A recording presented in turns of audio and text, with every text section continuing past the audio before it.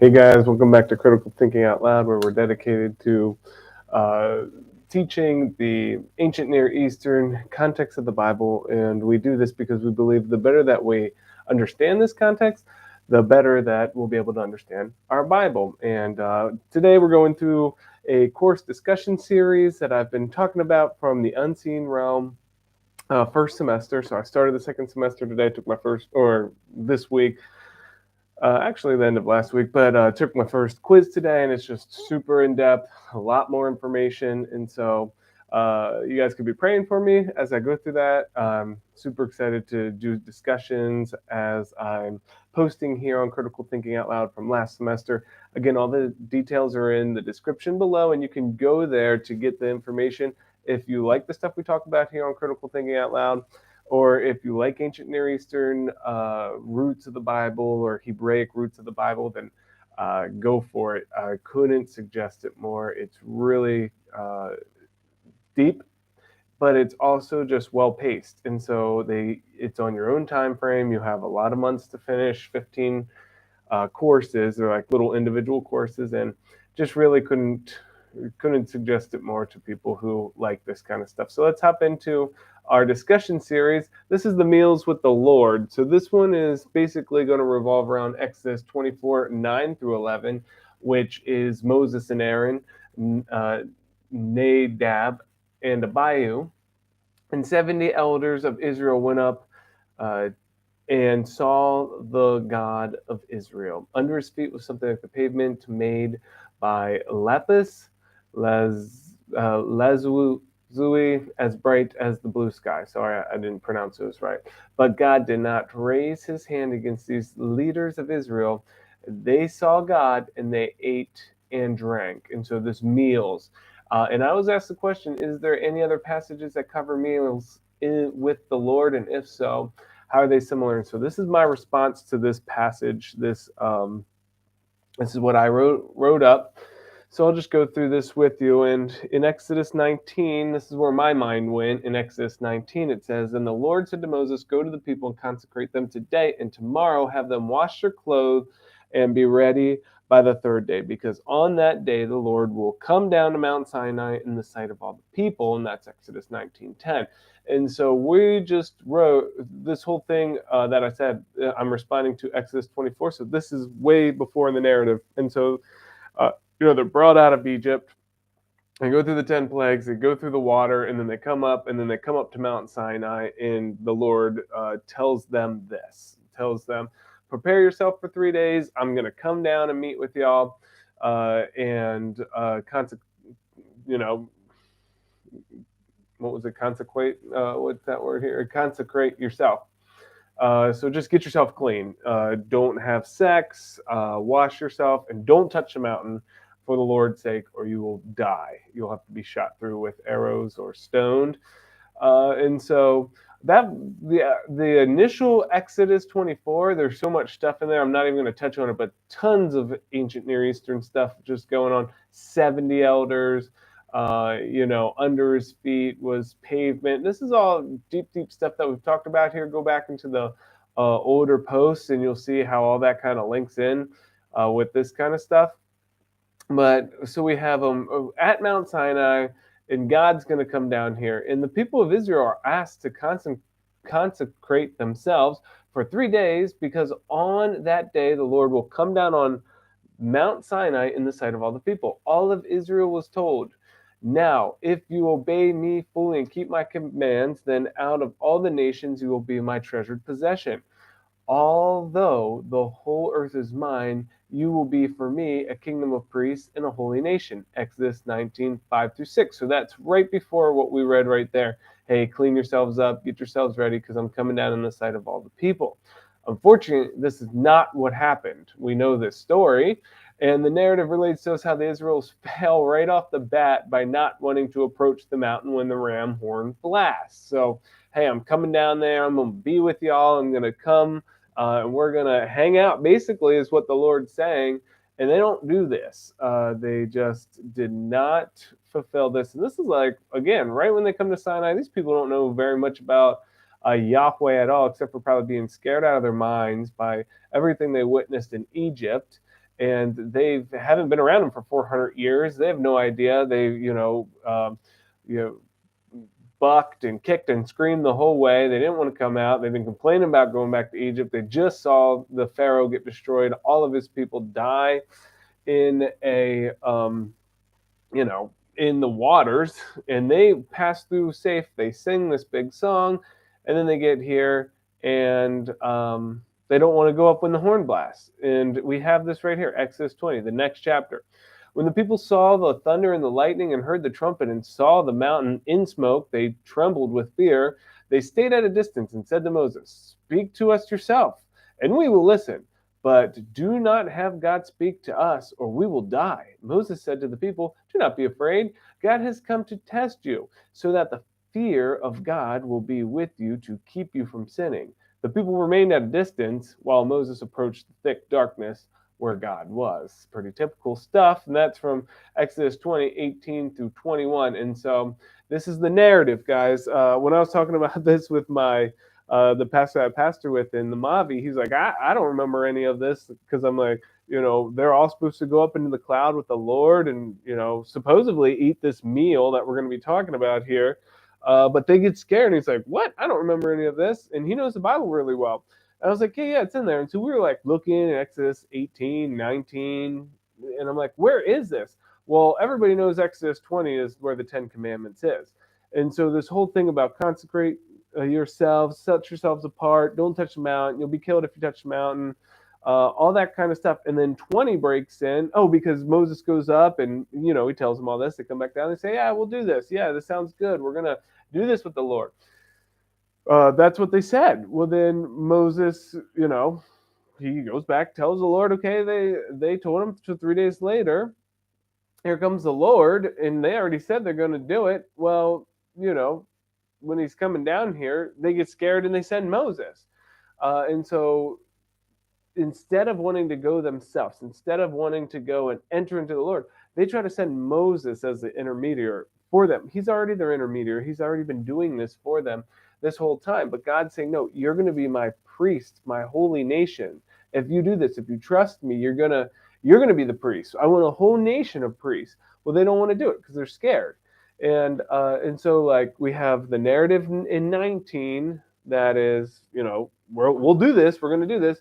The Ten Commandments in the middle, which breaks it up, which breaks our narrative. This happens all the time. This is an editorial thing that happens where God gives them the Ten Commandments, and then the narrative continues in 20, and then up until 24. From 24 to like 31, the narrative is busted up by the law. And so like it's hard to kind of piece the narrative together once you take those sections of the law out, and then you can see the whole story.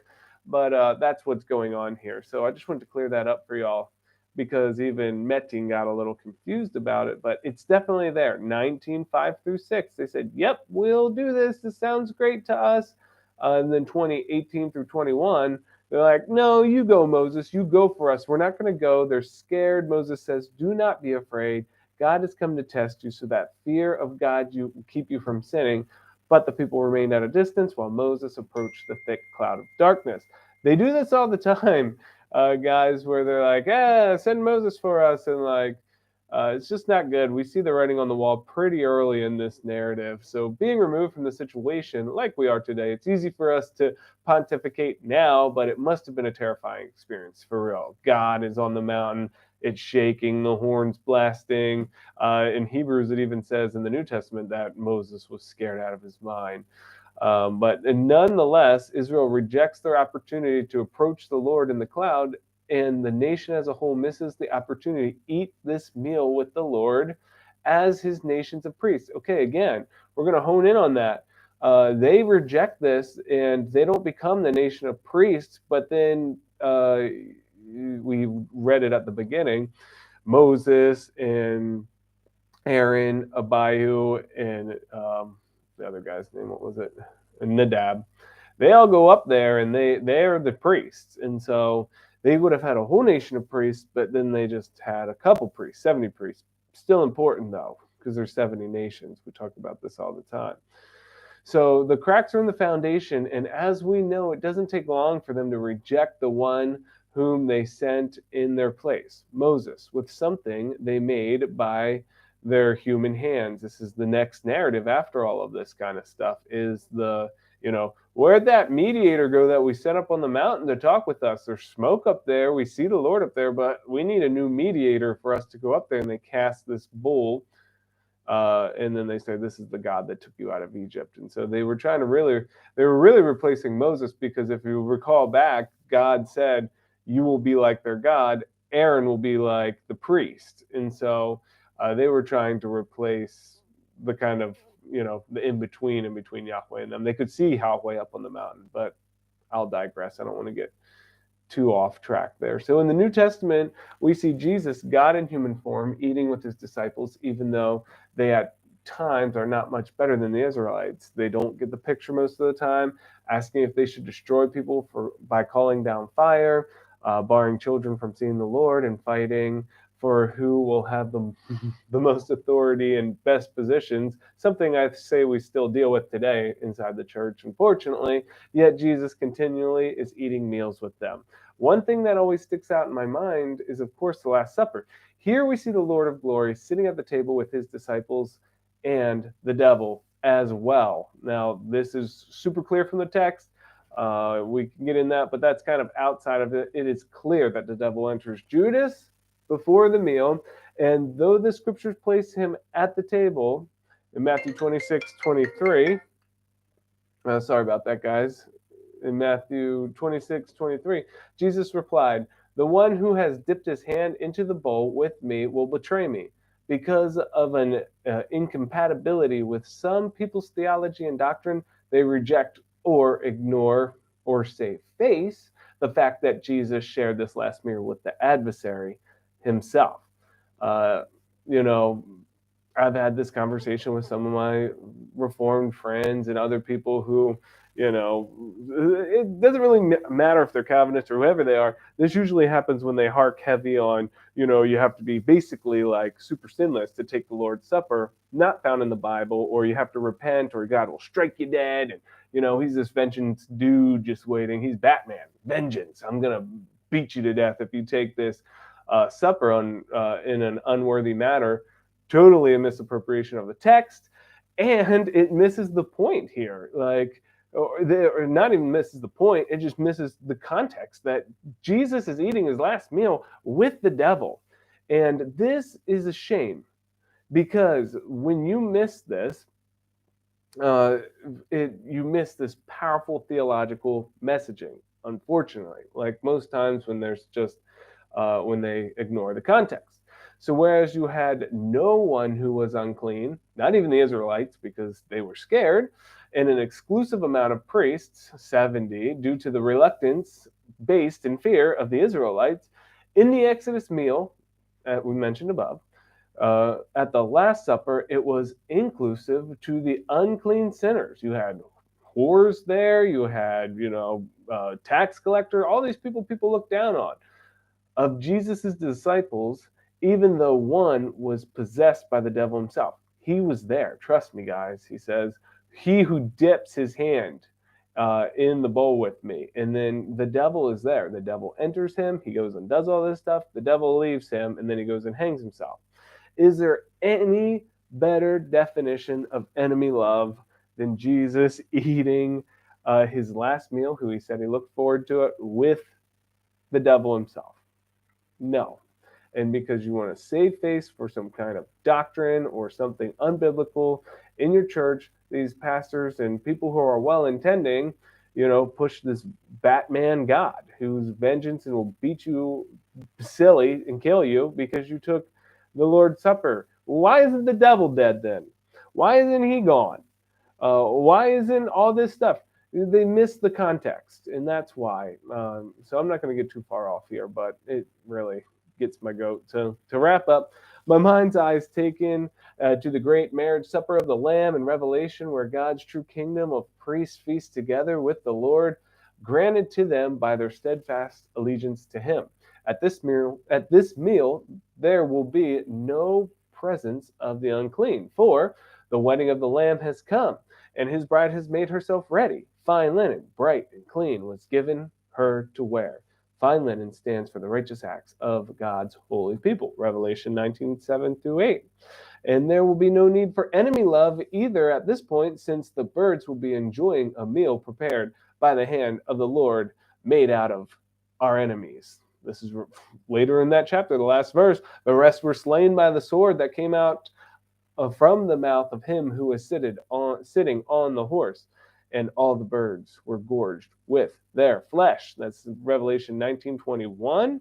It's hard to speculate what would have happened if Israel would have approached the Lord and assumed the titles of a nation of priests. But nonetheless, it is exciting to know that all who remain loyal to Jesus will be granted access to the greatest of all meals. And in the end, God gets what he wants, like we always say he does, and that's a loyal, holy family of priests who sups with him. Can't wait. It's going to be awesome. Looking forward to it. So, peace and blessings, guys. We love you. Biblical doctrine derived from the biblical text. We always talk about that.